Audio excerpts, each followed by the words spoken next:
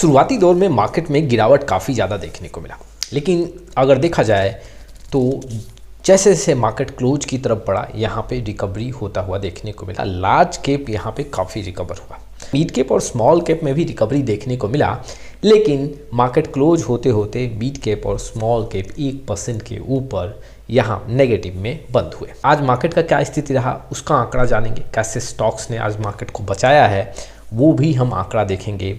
और अब large cap, mid cap और स्मॉल कैप में हाई से कितना % गिरावट हो चुका है, क्या यहाँ पे अपॉर्चुनिटी कुछ दिख रहा है। हम ये भी बात करेंगे कि क्या अब जो पहले टैक्स को लेके हमें यहाँ पे बेनिफिट मिलता था लॉन्ग टर्म और शॉर्ट टर्म कैपिटल गेन को लेके, क्या वही टैक्स फिर से अप्लाई होगा, उसके बारे में भी बात करेंगे। चलिए शुरुआत करते हैं, लेकिन उसके पहले mutual fund related complete solution चाहिए तो आप मेरे साथ जुड़ सकते हैं। पोर्टफोलियो रिव्यू और डिज़ाइन को लेके कोई प्रॉब्लम हो तो डिस्क्रिप्शन बॉक्स में जाकर डिटेल चेक करें और डिटेल के बेसिस पे व्हाट्सअप नंबर के थ्रू आप कनेक्ट हो सकते हैं। सबसे पहले मार्केट का अगर पूरा मूवमेंट देखें तो आज देखो निफ्टी 50 करीबन 18.95% टूटा है। यहाँ पे रिकवरी काफ़ी ज़्यादा देखने को मिला है। निफ्टी आईटी आज पॉजिटिव रहा है, 0.60% का यहाँ पे पॉजिटिव आंकड़ा देखने को मिला है। ऑलमोस्ट 258 पॉइंट यहाँ पे जुड़ा है। बीएससी स्मॉल कैप में 1% के ऊपर का दबाव, 620 पॉइंट यहाँ पे आज नेगेटिव देखने को मिला। सेंसेक्स जो कि मैंने बताया यहाँ पे रिकवरी काफ़ी ज़्यादा हुआ, लार्ज कैप इंडेक्स में 50 पॉइंट के करीब में आज टूटा है। निफ्टी मिड के 50 भी यहाँ पे 1% के ऊपर टूटा है, 175 पॉइंट का यहाँ पे गिरावट। बीएससी मिड कैप में करीबन 502 पॉइंट का गिरावट है, 1% के ऊपर का गिरावट यहाँ पे भी देखने को मिला है। अगर देखा जाए तो स्मॉल कैप और मिड कैप में 1% के ऊपर का गिरावट है। लार्ज कैप रिकवर होता हुआ देखने को मिला जैसे मार्केट क्लोज का समय नज़दीक देखने को मिला। तो चलिए जानते हैं कि कैसे स्टॉक्स ने आज मार्केट में दबाव बनाया है। जैसे कि आप देख सकते हो अपोलो हॉस्पिटल की बात करूं तो करीबन आज 4% टूटा है। ट्रेंट में भी करीबन 2.5% का गिरावट देखने को मिला। श्रीराम फिनांस भी करीबन 2% के ऊपर टूटा है। बजाज ऑटो में 1.91% और अल्ट्राटेक सीमेंट में 1.85% का दबाव देखने को मिला है।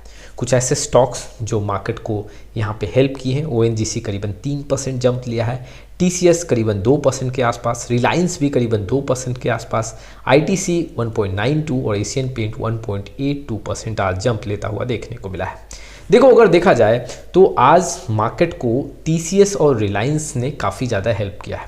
अगर आप देखोगे तो एक ऐसा समय था जहाँ पे मार्केट करीबन 0.75% का दबाव में यहाँ पे चल रहा था, लेकिन वहाँ से रिकवरी देखने को मिला और स्पेशली टीसीएस और रिलायंस जो ये स्टॉक्स है इसमें खरीदारी हुआ। लार्ज कैप इंडेक्स कुछ यहाँ पे रिकवर होता हुआ देखने को मिला।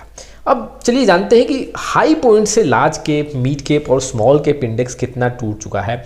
देखो सबसे पहले अगर मैं स्मॉल कैप की बात करूं तो देखो हाई पॉइंट से यहाँ पे अभी सिर्फ 5% का गिरावट देखने को मिला है। और अगर देखा जाए तो जो गिरावट कुछ दिन पहले देखने को मिला था वहाँ से 10 से 11% का रिकवरी हुआ है और फिर यहाँ पे 5% का गिरावट देखने को मिला है। ठीक वैसे बीएससी मिड कैप की बात करूं तो यहाँ पे हाई पॉइंट से करीबन 8% का गिरावट देखने को मिला है। और देखा जाए तो यहाँ पे गिरावट के बाद कुछ रिकवरी हुआ था करीबन 6 से 7% और फिर अगर मैं हाई से देखूँ तो 8% का गिरावट यहाँ भी देखने को मिल रहा है। लार्ज कैप इंडेक्स की बात करूँ तो यहाँ पे हाई पॉइंट से जो कि 26 सितंबर का आंकड़ा एक हाई पॉइंट है, वहाँ से 9% के आसपास गिर चुका है। और सबसे ज़्यादा जो गिरावट देखने को मिल रहा है वो अभी लार्ज कैप इंडेक्स में है।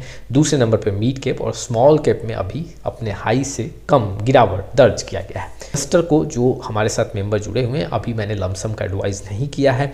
अभी आज और कल का आंकड़ा मैं देखूं तो यहाँ पे सिचुएशन बन रहा है कि कुछ और गिरावट यहाँ पे देखने को मिल सकता है।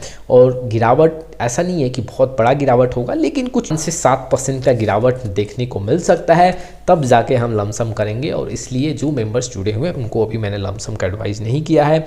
हमने ऑलरेडी अच्छे लेवल पे यहाँ पे लमसम किया है। मार्केट में अभी दबाव है और बिकवाली बढ़ा तो एग्जैक्टली यहाँ से 3 से 5% गिरना तय माना जा रहा है।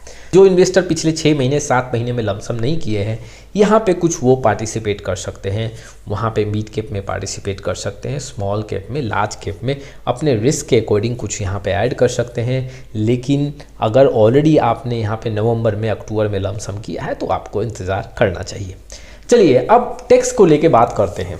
देखो लॉन्ग टर्म कैपिटल गेन आप में से बहुत ऐसे इन्वेस्टर वाकिफ होंगे कि अब जो है 1,25,000 पे आपको बेनिफिट मिलेगा। 1,25,000 तक प्रॉफिट होगा लॉन्ग टर्म का, तो उस पर कोई टैक्स नहीं लगेगा। लेकिन जैसे ही 1,25,000 के ऊपर का प्रॉफिट होगा तो उस पर आपको 12.5% का long term capital gain apply होगा। शॉर्ट टर्म में जो कि 15% था वो अब 20% देखने को मिल रहा है। लॉन्ग टर्म में जो पहले 10% था वो अब 12.5% है। अब एमफी ने यहाँ पे बजट के लिए कुछ पॉइंट्स रखे हैं। एमफी यहाँ पे चाहती है कि जो लॉन्ग टर्म का इंडेक्सेशन बेनिफिट था वो फिर से लागू किया जाए। जी हाँ, इन्फ्लेशन को एडजस्ट करके जो यहाँ पे टैक्स लगता था वो इन्वेस्टर के लिए काफ़ी अच्छा था। तो एमफी ने सबसे फर्स्ट पॉइंट यही रखा है कि आने वाले बजट में इसको फिर से लागू किया जाए। दूसरा, जो एमफी ये भी चाहती है कि इन्वेस्टर के लिए जो पहले टैक्स का एक ब्रैकेट था, जी हाँ, जो लॉन्ग टर्म कैपिटल गेन 10% का आंकड़ा था उसको फिर से लागू किया जाए। 12.5% का जो आंकड़ा है ये काफ़ी ज़्यादा है। दूसरा, जो यहाँ पे शॉर्ट टर्म कैपिटल गेन था वहाँ पे जो आंकड़ा 15% का था उसे फिर से लागू किया जाए। 20% का जो अभी आंकड़ा है ये काफ़ी ज़्यादा है इन्वेस्टर के लिए। ऐसे बहुत सारे पॉइंट है एमफी ने जी हाँ यहाँ पे रखा है, लेकिन क्या ये फिर से लागू होगा ये कहना काफ़ी मुश्किल है। गवर्नमेंट जब टैक्स को लेके चेंजेस करती है तो बहुत फ्रिक्वेंटली उस पर एक्शन नहीं लेती है, बहुत फ्रिक्वेंटली उसको चेंज नहीं करेगी। हालांकि एमफी ने यहाँ पे अपना पॉइंट रखा है, लेकिन जो ये टैक्स है ये और आने वाले समय में बढ़ सकता है, कम होता हुआ नहीं देखने को मिले। चलिए अगले पॉइंट की तरफ बढ़ते हैं। देखो, इन्वेस्टर यहाँ पे एसआईपी के थ्रू इन्वेस्टमेंट काफ़ी ज़्यादा इंक्रीज़ कर रहे हैं। पिछले साल का अगर मैं आंकड़ा देखूँ 2024 का, तो एसआईपी का जो पार्टिसिपेंट है वो काफ़ी ज़्यादा देखने को मिल रहा है। अभी भी अगर मैं पसंदीदा टूल देखूं इन्वेस्टर का तो एसआईपी है और ज़्यादा से ज़्यादा म्यूचुअल फंड में इन्वेस्टर पार्टिसिपेट कर रहे हैं।